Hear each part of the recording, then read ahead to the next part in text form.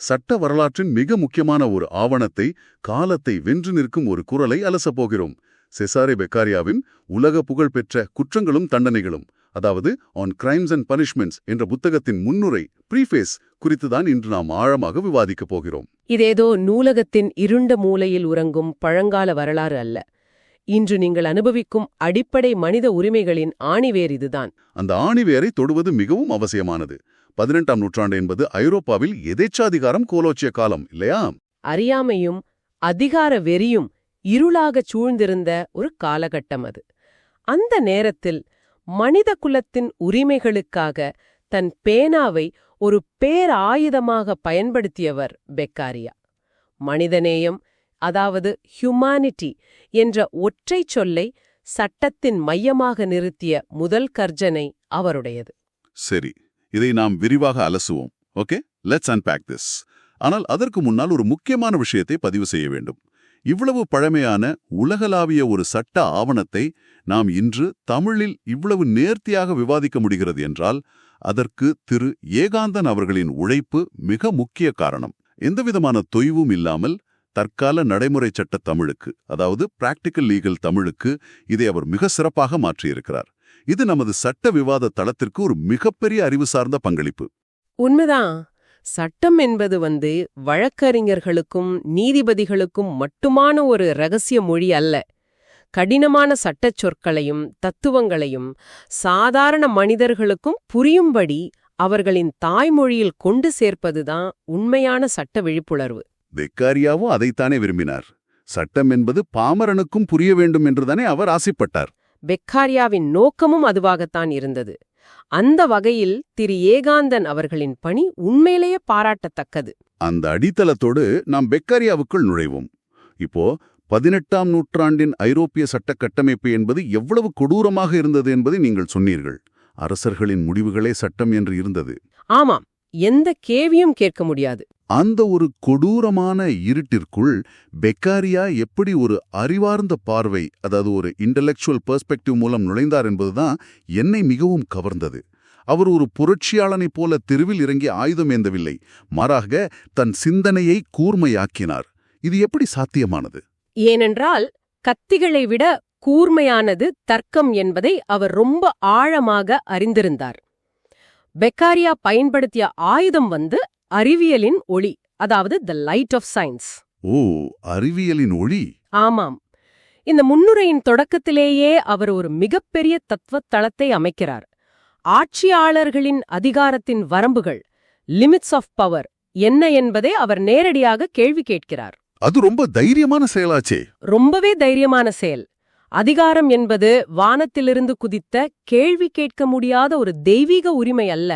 அது பகுத்தறிவுக்கும் மனிதநேயத்திற்கும் உட்பட்டது என்ற தத்துவத்தை அவர் முன்வைக்கிறார். பெக்காரியா இந்த அதிகாரத்தின் வரம்புகளை பற்றி கேள்வி கேட்கிறார், சரி. ஆனால் அவர் வாழ்ந்த காலத்தில் சமூகத்தின் நிலை என்னவாக இருந்தது?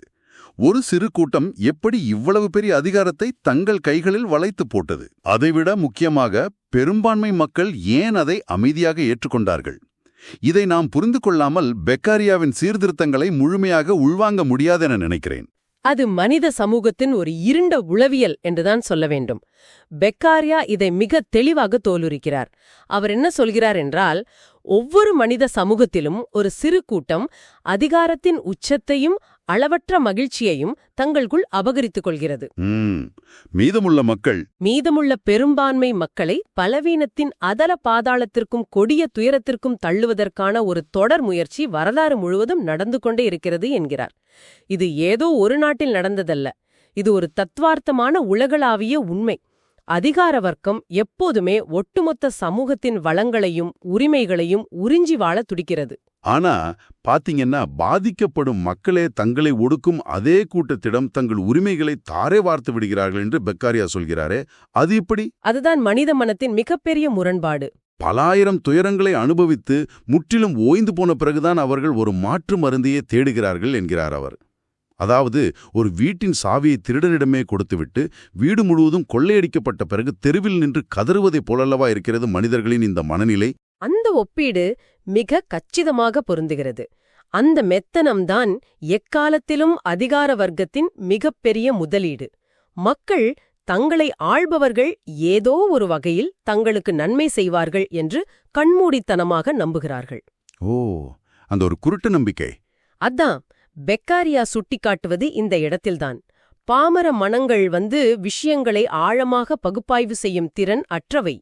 சொந்தமாக பரிசோதனைகள் செய்து பார்ப்பதை விட மற்றவர்களின் கருத்துக்களை எந்த பகுத்தறிதலும் இன்றி அப்படியே உள்வாங்கிக் கொள்வதே அவர்களுக்கு எளிதாக இருக்கிறது. அது ஒரு விதமான அறிவுபூர்வமான சோம்பேறித்தனம் என்று சொல்லலாமா? சிந்திப்பது கடினமான வேலை என்பதால் அந்த பொறுப்பை மேலிடத்தில் இருப்பவர்களிடமே கொடுத்து விடுவது. சரியா சொன்னீங்க. அந்த அறியாமையையும் சிந்திக்க மறுக்கும் சோம்பேறித்தனத்தையும் தான் அதிகார வர்க்கம் தங்களுக்கு சாதகமாக பயன்படுத்திக் கொள்கிறது. மனிதர்கள் தங்களுக்கு தாங்களே சுயமாக சிந்தித்து ஒரு முடிவுக்கு வராத வரை ஆதிக்க சக்திகள் அவர்களை மிக எளிதாக கையாளுவார்கள் என்பதுதான் பெக்காரியாவின் வாதம். மனிதர்கள் இப்படி விழிப்புணர்வற்ற நிலையில் தங்களின் அதிகாரத்தை தாரை வார்த்துவிட்டு நிற்கிறார்கள் என்றால் அவர்களை காக்க வேண்டிய சட்டங்கள் எப்படி இருக்க வேண்டும்? சட்டம் எப்படி இருக்க வேண்டும் என்பதுதான் அடுத்த கட்டம். இந்த சிக்கலுக்கு பெக்காரியா என்ன தீர்வை முன்வைக்கிறார்? ஏனென்றால் சட்டங்கள் என்பவை எங்கோ மேலிடத்திலிருந்து அரசர்களால் அருளப்படும் கட்டளைகள் என்ற பிம்பத்தை அவர் சுக்குநூறாக உடைக்கிறார். சட்டங்கள் என்பவை சுதந்திரமான மனிதர்களுக்கு இடையிலான ஒப்பந்தங்கள், அதாவது கன்வென்ஷன்ஸ் என்ற மாபெரும் கருத்தை அவர் முன்வைக்கிறாரே, அதன் உண்மையான அர்த்தம் என்ன? அதுதான் பெக்காரியாவின் மிகப்பெரிய பாய்ச்சல். சட்டங்கள் எதற்காக உருவாக்கப்படுகின்றன என்ற அடிப்படை நோக்கத்தையே அவர் மாற்றி எழுதுகிறார். அதற்கு முன்னாள் வரை சட்டம் என்பது அரசனை பாதுகாக்கவும் கடவுளின் கோபத்தை தணிக்கவுமே உருவாக்கப்பட்டது என்ற நம்பிக்கை இருந்தது. ஒரு பயத்தின் அடிப்படையிலான சட்டம். ஆனால் பெக்காரியா சொல்கிறார், ஒரு சட்டம் என்பது ஒரு சிலரின் உணர்ச்சி கொந்தளிப்பாலோ அல்லது ஆதிக்க வர்க்கத்தின் தற்காலிக தேவைகளுக்காகவோ உருவாகக்கூடாது. மாறாக அது மனித இயல்பை நன்கு உணர்ந்த ஒரு நிதானமான சிந்தனையாளனால், அதாவது a cool examiner of human nature all எழுதப்பட வேண்டும் என்கிறார். அந்த நிதானமான சிந்தனையாளன் என்ற வார்த்தை பிரயோகத்தை நான் சற்று ஆழமாக புரிந்து கொள்ள விரும்புகிறேன். உணர்ச்சிகளுக்கு அடிமையாகாமல் ஒரு விஞ்ஞானியைப் போல சட்டம் இயற்றுபவன் செயல்பட வேண்டும் என்கிறாரா? சட்டம் இயற்றுபவனுக்கு கருணையோ கோபமோ இருக்கக்கூடாதா? கருணை இருக்க வேண்டும். ஆனால் அது ஒரு தனிநபரின் மீதான பரிதாபமாக இருக்கக்கூடாது. ஒட்டுமொத்த சமுதாயத்தின் மீதான அக்கறையாக இருக்க வேண்டும். ஒரு சட்டத்தை எழுதும்போது இந்த சட்டம் என் எதிரியை தண்டிக்குமா என்றோ இது என் அதிகாரத்தை நிலைநிறுத்துமா என்றோ யோசிக்கக்கூடாது. அப்ப அந்த சட்டம் எப்படி இருக்கணும்? அந்த சட்டம் ஆதிக்க சக்திகளை எதிர்த்து நின்று அதன் நற்பலன்களை அனைவருக்கும் சமமாக பகிர்ந்தளிக்கிறதா என்று மட்டுமே பார்க்க வேண்டும். இது ஒரு சட்டக்குறிப்போட ஒரு லீகல் நோட்டாக நான் இன்னும் ஆழமாக விளக்க விரும்புகிறேன். பெக்காரியாவின் இந்த முன்னுரையில் உள்ள ஒரு மூலமந்திரம் இருக்கிறது. அதிகபட்ச மனிதர்களுக்கான அதிகபட்ச மகிழ்ச்சி, அதாவது the greatest happiness of the greatest number. Wow, powerful வார்த்தைகள். இது வெறும் ஒரு தத்துவ வாக்கியம் அல்ல. இது ஒரு கணக்கீடு. ஒரு சட்டம் நல்ல சட்டமா இல்லையா என்பதை எப்படி அளவிடுவது? அந்த சட்டம் அதிக அளவிலான மக்களுக்கு அதிக அளவிலான பாதுகாப்பையும் மகிழ்ச்சியையும் தருகிறதா என்று பார்க்க வேண்டும். இதுதான் பயன்பாட்டுவாதம், அதாவது யுட்டிலிட்டேரியனிசம் மற்றும் நவீன சட்ட சீர்திருத்தம், லீகல் ரீஃபார்ம் ஆகியவற்றின் ஆணிவேர். இதை ஒரு உதாரணத்தோடு சொல்ல முடியுமா? ஏனென்றால் இது கேட்க மிகவும் தத்துவார்த்தமாக இருக்கிறது. ஆனால் நடைமுறையில் இது எப்படி வேலை செய்யும்? 18ஆம் நூற்றாண்டில் ஒருவன் பசியால் ஒரு ரொட்டி துண்டை திருடினால் கூட அவனது கைகள் வெட்டப்பட்டன. ஏனென்றால் திருட்டு என்பது அரசனுக்கும் சமூகத்திற்கும் எதிரான பெரும் குற்றம் என்று ஆதிக்கவண்டும் முடிவு செய்திருந்தது. ஒரு ரொட்டிக்காக கையை வெட்டுவதா? ஆமா. ஆனால் ஒரு நிதானமான சிந்தனையாளன், அதாவது பெக்காரியா சொன்ன அந்த யுட்டிலிட்டேரியன் பார்வையில் இதை எப்படி அணுகுவான்? ஒரு ரொட்டிக்காக ஒருவனின் கையை வெட்டுவது சமூகத்தின் மகிழ்ச்சியை அதிகரிக்குமா? நிச்சயமா இல்ல. அது சமூகத்தில் ஒரு கைவிடப்பட்ட, வேலை செய்ய முடியாத ஒரு மாற்றுத்திறனாளியை உருவாக்கும். அது மேலும் வறுமையையும் குற்றத்தையும் தான் உருவாக்கும். எனவே அந்த சட்டம் அதிகபட்ச மனிதர்களுக்கு அதிகபட்ச மகிழ்ச்சியை தரவில்லை. தண்டனை என்பது குற்றத்தை தடுப்பதற்கான ஒரு கருவியே தவிர பழிவாங்கும் படலம் அல்ல. அருமையான விளக்கம். இதை அடிப்படையாகக் கொண்டுதான் பின்னாளிகளில் ஜெரமி பெந்தம் போன்றவர்கள் மாபெரும் சட்ட புரட்சிகளை செய்தார்கள். அந்த லாஜிக் மிக தெளிவாக புரிகிறது. தண்டனை என்பது தார்மீக கோபத்தின் வெளிப்பாடு அல்ல, அது சமூகத்தின் பாதுகாப்பிற்கான ஒரு கணித கணக்கீடு. ஆனால் எனக்கு இங்கே ஒரு பெரிய முரண்பாடு தோன்றுகிறது. என்ன முரண்பாடு? ஒருபுறம் இப்படிப்பட்ட மிகச் சிறந்த தத்துவங்கள் உருவாகியிருந்தன. அச்சுக்கலை, அதாவது தி ஆர்ட் ஆஃப் பிரிண்டிங் மூலமாக தத்துவ உண்மைகள் ஐரோப்பா முழுவதும் பரவத் தொடங்கியிருந்தன. வணிகம் உலகளாவிய அளவில் விரிவடைந்து ஆரோக்கியமான போட்டி துளிர்விட்ட ஒரு அறிவொளிக் காலம், என்லைட்டன்ட் ஏஜ் அது. மனிதன் அறிவுபூர்வமாக இவ்வளவு உச்சங்களை தொட்டுக்கொண்டிருந்த அதே வேளையில் நடைமுறையில் நீதித்துறை ஏன் அவ்வளவு கொடூரமாக இருந்தது? அதுதான் அறிவொளி காலத்தின் ஆகப்பெரிய முரண்பாடு. வெளியே அறிவியல் கண்டுபிடிப்புகளும் தத்துவ விவாதங்களும் களைகட்டிக் கொண்டிருந்தன. ஆனால் அந்த அறிவொளி காலத்தின் வெளிச்சம் சிறைச்சாலைகளின் இருண்ட சுவர்களை ஊடுருவவே இல்ல. கேட்கவே ரொம்ப வருத்தமா இருக்கு. ஐரோப்பா முழுவதும் மௌனமாக அங்கீகரிக்கப்பட்ட கொடூரங்கள் அரங்கேறிக் கொண்டிருந்தன. அதிகார வர்க்கத்தின் அறியாமை மற்றும் சோம்பேறித்தனத்தால் பலவீனர்கள் பலிகடா ஆக்கப்பட்டார்கள். நிரூபிக்கப்படாத குற்றங்களுக்காகவும் சில சமயங்களில் சாத்தியமில்லாத குற்றங்களுக்காகவும் நடந்த காட்டுமிராண்டித்தனமான சித்திரவதைகளை பெக்காரியா கொடுமையாகச் சாடுகிறார். அதாவது, நாம் உலகளாவிய வணிகம் செய்யும் அளவிற்கு அறிவில் வளர்ந்து விட்டோம் என்று பெருமைப்பட்டுக் கொண்ட அதே வேளையில் சக மனிதனை சிறையில் எவ்வித விசாரணையுமின்றி சித்திரவதை செய்யும் காட்டுமிராண்டித்தனத்தையும் சாதாரணமாக கடந்து போயிருக்கிறோம்.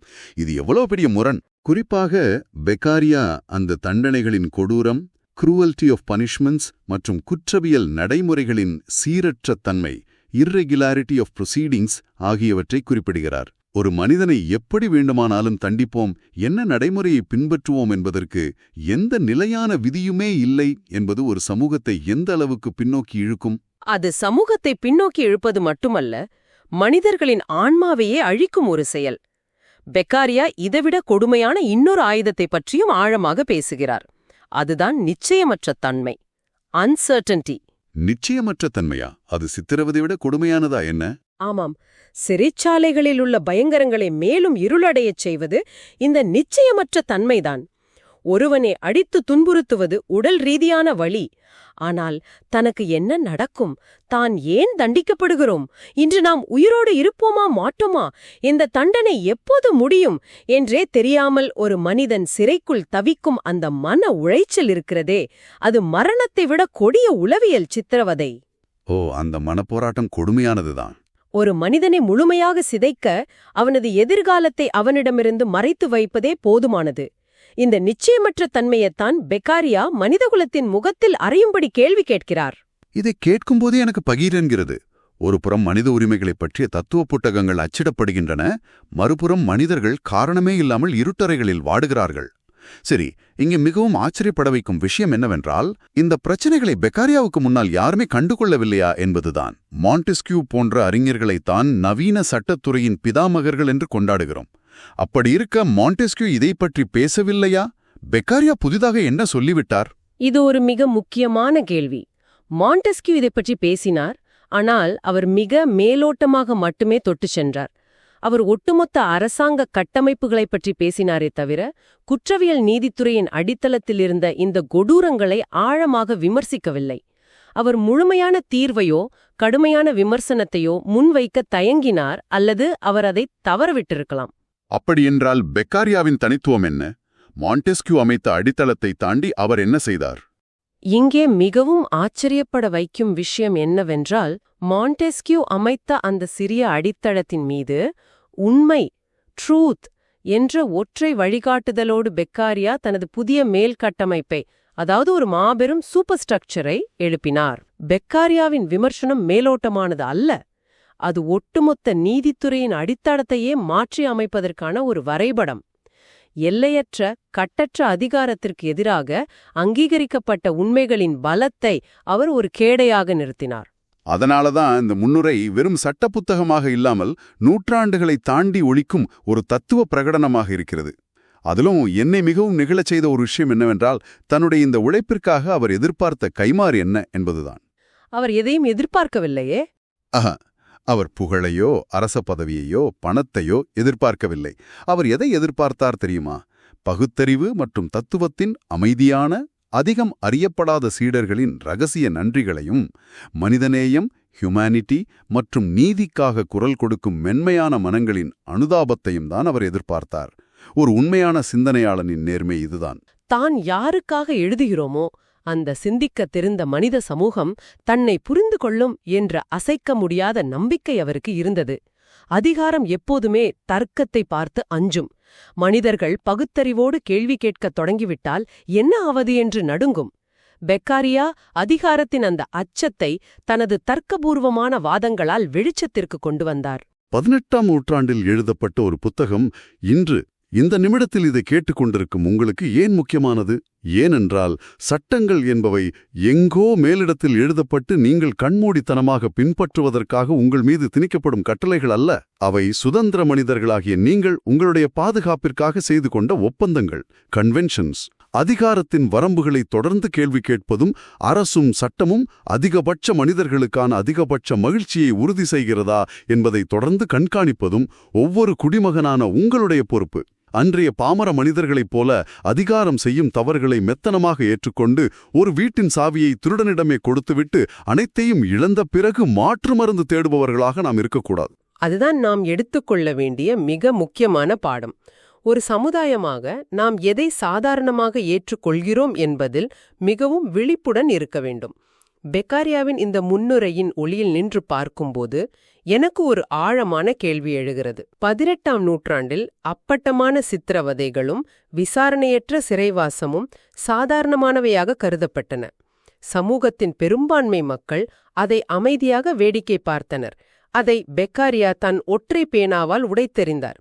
ஒரு கணம் யோசித்துப் பாருங்கள், இன்றைய நமது நவீன டிஜிட்டல் சமூகத்தில் நாம் எந்த கேள்வியுமின்றி சாதாரணமாக ஏற்றுக்கொண்டு கடந்து போகும் எந்த சீரற்ற தன்மையை அல்லது எந்த கொடூரத்தை எதிர்கால தலைமுறையினர் திரும்பி பார்த்து இவர்கள் எப்படி இவ்வளவு மனிதநேயமற்ற செயலை சாதாரணமாக அனுமதித்தார்கள் என்று அதிர்ச்சி அடைவார்கள்.